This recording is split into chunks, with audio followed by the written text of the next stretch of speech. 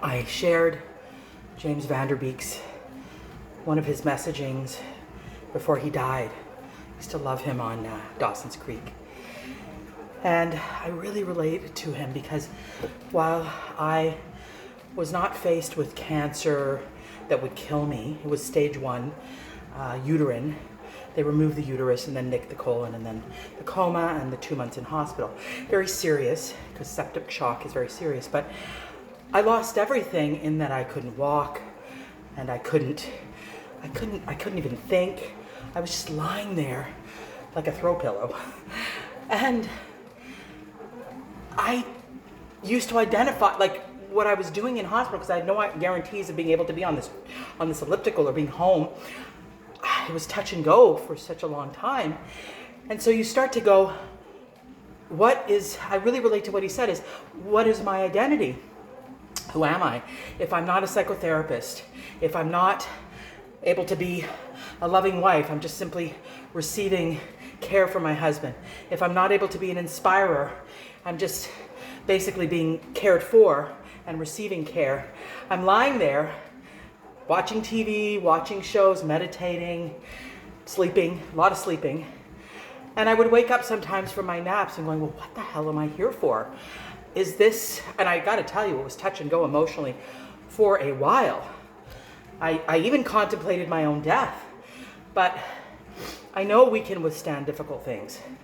I know we can withstand tough things. I mean, that's when I really confronted and hit that moment of, kill me now kind of energy. What I realized is, that's not me, but when you're confronted with trauma, you're going to face your various identities. There's the wise you, the strong you, the spiritual you, the Google your symptoms and mortality rate at 3 a.m. you, although I couldn't hold the phone, that came later, because I was paralyzed, deconditioned. There was no break in my back or anything, but when you're in coma, after 10 days, you decondition, you're not able to move. And I had to learn how to walk. That was a majorly humbling experience. But what I'm here to say is, in my profound meditations, because I did a lot of meditating, just a lot of meditating, you know what I came to the conclusion that James Van Der Beek also came to that conclusion is, I'm worthy of love and care simply because I exist. And maybe I can feel that way about myself simply because I exist. You're worthy of love. You should know this. You're worthy of love and care without doing anything, simply because you're alive and simply because you exist.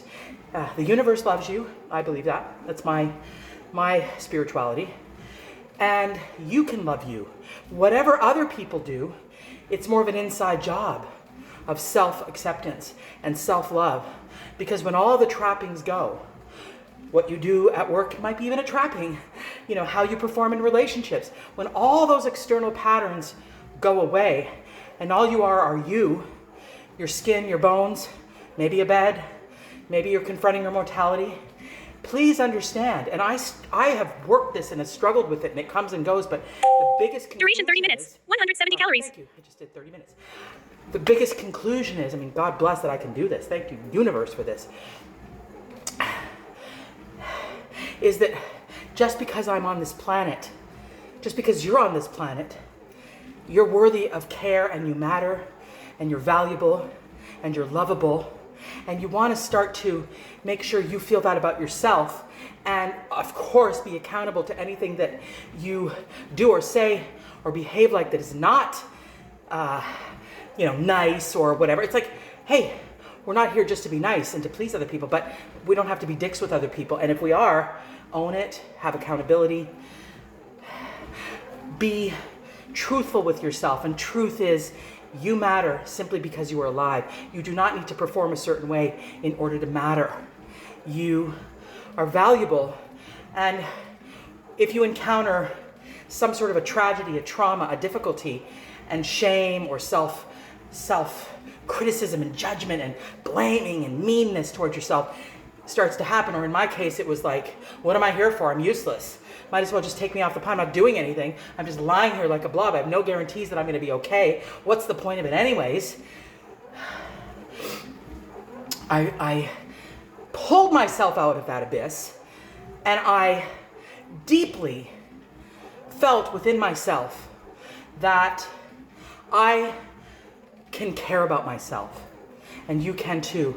And you can adapt when you're going through difficult things. Your body will adapt, your ego will adapt, your mind will adapt, and what will surface will be a part of you, like it did for me, that is much more self-caring, self-advocating, not so much turning myself into a pretzel in order to belong, but knowing that I belong in me, and that from that full place I can give.